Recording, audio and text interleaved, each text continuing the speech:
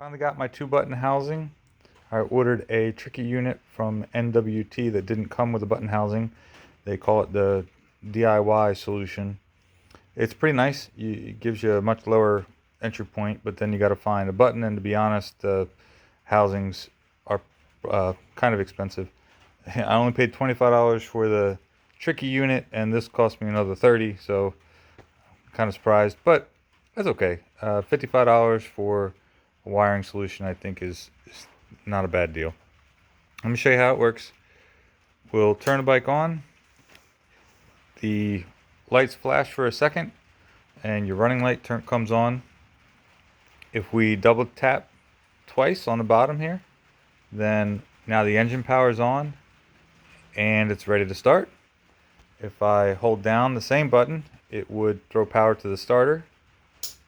That clicking noise you just heard was the starter solenoid clicking. And then to turn it off, double tap and it turns off. So let's turn it back on and then go through the top button. And you can do a single button on each side. Some people like that. I wanted to do both on the left side because I thought it would even out with the throttle housing on the right side. So the top button is really considered your left button, and the bottom one is sort of considered your right button. But on the top button, if you double click, you're going to see high beams come on. And double click again, we're back on low beams. And left turn signal, since this would theoretically be the left button. And right turn signal on the bottom one. You can cancel it by clicking the same button again.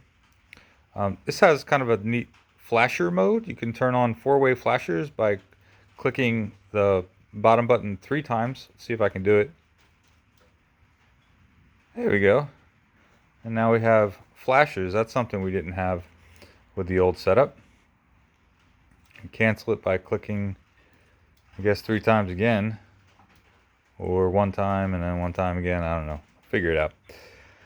But that's pretty much it. Everything, you get 4 inputs on this, which is kind of simple. You wire everything to the tricky unit, and then you run 4 input wires.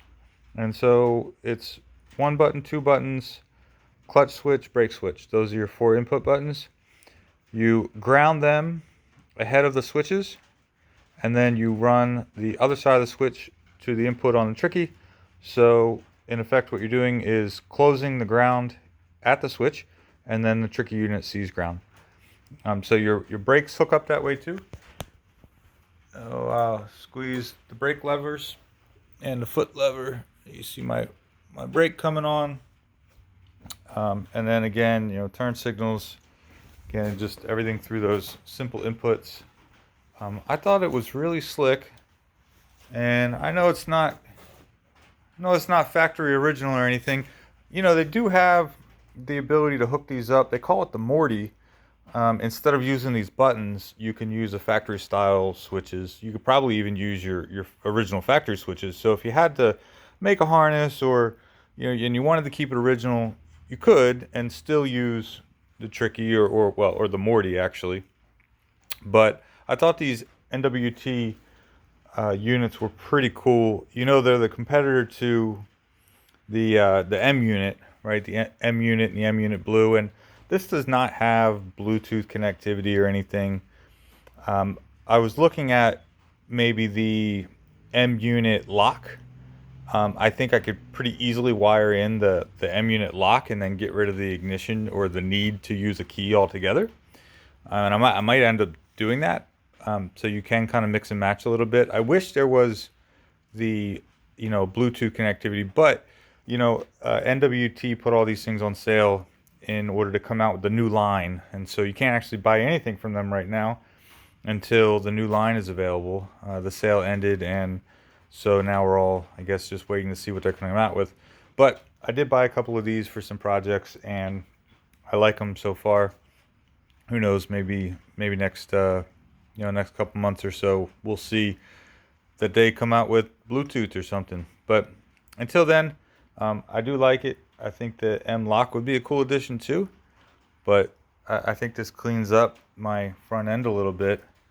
And this bike is getting pretty close. My engine's almost done. I think I may switch this out with a different brake, and I think I might get rid of these levers too, and go with a more classic black lever and get rid of these eBay levers. But and I really like the Nissan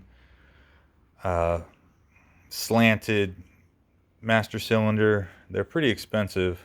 I'm gonna see if I can pick one of those up and switch this out, and the levers too. But otherwise, this bike is really clean. I mean, I'm sure everybody recognizes the cheapo digital gauge. Actually, just spent probably more time than I should have lengthening the harness for that, so I could hide the wires. The only wire left I need to probably lengthen is this Speedo pickup. The wires that came with this thing were just too short, so I lengthened all of them except for this one, and I'll probably do that too, but it takes a while to disconnect these, solder in longer wires, and then repin a new one. I just did it with 11 other wires on this thing, so I didn't feel like doing those, but I will. Anyway, this bike's looking good, and I just wanted to show you that NWT tricky. Thanks, guys. Have a good one. Bye.